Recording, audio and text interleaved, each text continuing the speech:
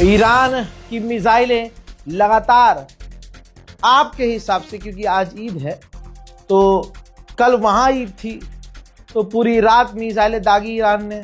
आपके हिसाब से पूरा दिन निकल गया आज का, और आज हिंदुस्तान में इधर ईद है तो ये समझ लीजिए कि लगातार 48 घंटे से ईरान मिसाइलें दाग रहा है, ड्रोन दाग रहा है। दुश्मन जीत का ऐलान कर रहा था, कर चुका है जीत का ऐलान कि हम जीत गए। ट्रम्प ने यह कह दिया हमने बेकार कर दी उसकी मिसाइलें। नेतन्याहू ने कह दिया कि भाई हमने उनके ड्रोन सिस्टम और जो मिसाइल लॉन्च कैपेबिलिटी है वो खत्म कर दी है। लेकिन पूरा दिन दे दनादन ईरान ने मिसाइल फायर की है, रॉकेट फायर किए हैं। कमाल ये है कि फायर नहीं किया है, कमाल ये है कि वो मिसाइलें जाकर तेजी से गिरी हैं तेल अवीव में, जहां साफ नजर आ रहा है कि इजराइल के डिफेंस सिस्टम पूरी तरह से खुश हो चुके हैं। देखिए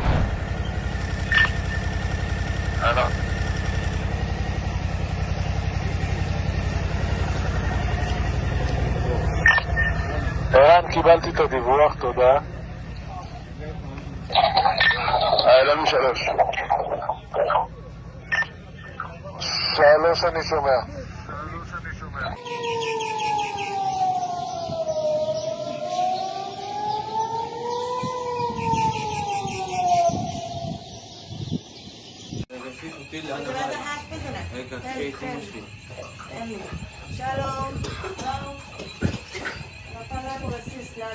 לא יודעת אם זה רסיס או טיל.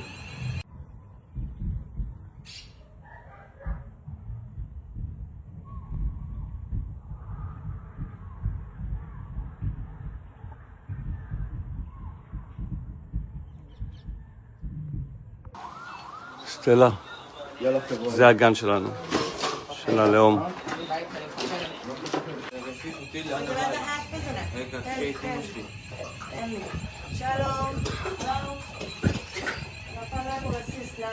לא יודעת אם זה רסיס או טיל. אז מוקד זה הבית הכי קרוב, אין נפגעים. פה אנחנו ברחוב, ככל הנראה פה נפל. לא ראינו את הרסיס, אף אחד. נזק למכוניות. וזהו.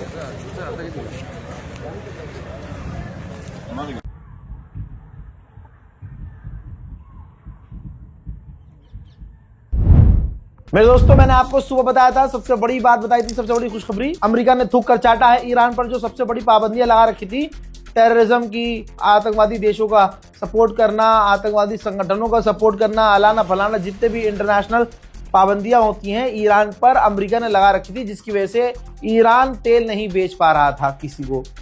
2-4 देशों को बेचता था, वो भी क्रिप्टो करेंसी या किसी और करेंसी के द्वारा। अमेरिका ने वो पाबंदी हटा दी है। सबसे पहले लाइन में लगे हैं मोदी जी। हाँ, रशिया हो, ईरान हो या कोई और देश, कई सारे देशों का नाम आ रहा है जो ईरान के पीछे लाइन में लग गए हैं। अजी तेल लेंगे हम, गैस लेंगे। देख रहे हैं आप कितनी जिल्लत की बात है। काश काश काश काश हमारे भारत के विदेश मंत्री असली में लेजर आई वाले होते और ईरान का साथ देते तो आज सुपर पावर के मुंह में, अमेरिका के मुंह में हम थूक रहे होते। आप सोचिए ये कौन से देश हैं भाई, अमेरिका, इजराइल, जो एक तरफा जीत का ऐलान कर रहे हैं कि हम जीत गए, लेकिन IRGC की फोर्स ने ऐलान किया है कि अभी तो हम और तगड़े हमले करेंगे। जब तक करेंगे जब तक दुश्मन पीछे नहीं हट जाते।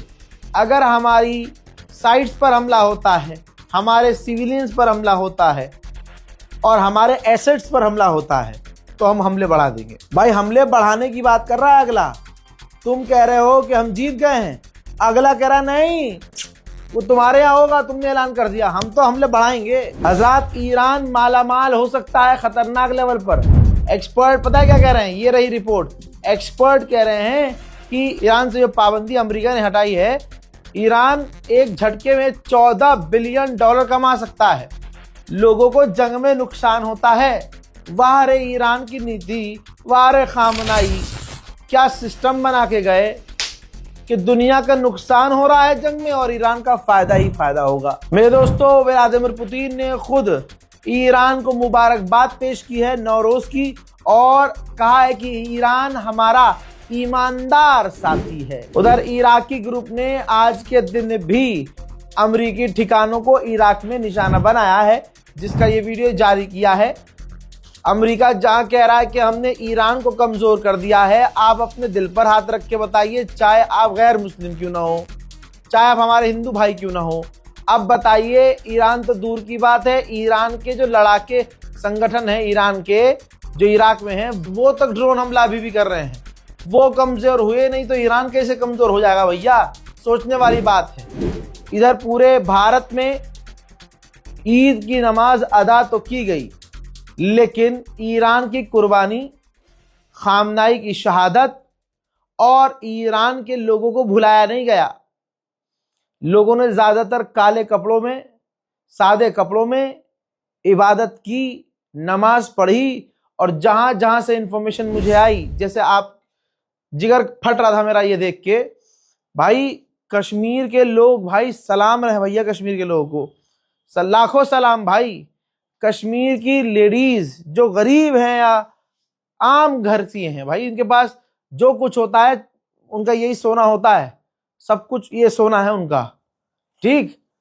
तो बेचारियों के पास जो उन्होंने औरत अपना गहना बनाती है पैसा इकट्ठा करके, तो ईरान की मदद के लिए कश्मीर की औरतों ने अपने गहने उतार दिए, गहने दे दिए भाई, दान कर दिए कि हम ईरान की मदद चाहते हैं, किसी भी हालत में ईरान को मदद भेजो।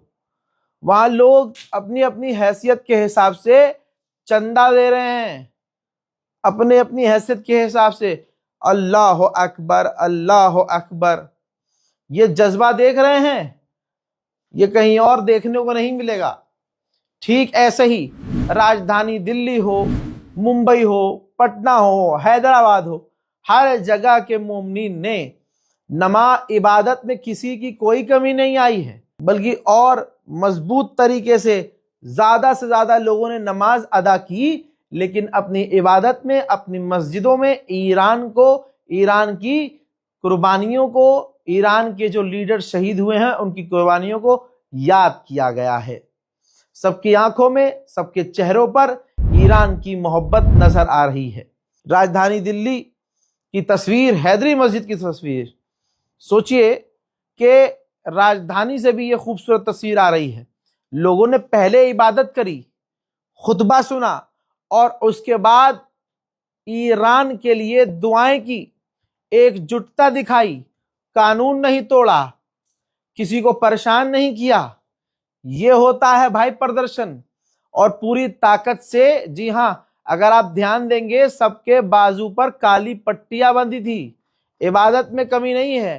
काली पट्टी बांधकर इबादत की गई और दुनिया को दिखाया गया कि हम मजलूम के साथ हैं, हम हक के साथ हैं, जालिम के खिलाफ हैं, हम दुख में हैं, गम में हैं, हर हाल में हम ईरान के साथ हैं। दोस्तों, काली पट्टी का यही मतलब था। जिंदाबाद, हिंदुस्तान जिंदाबाद। एक से बढ़कर एक गली, अमेरिका इजराइल। एक से बढ़कर एक गली, अमेरिका इजराइल।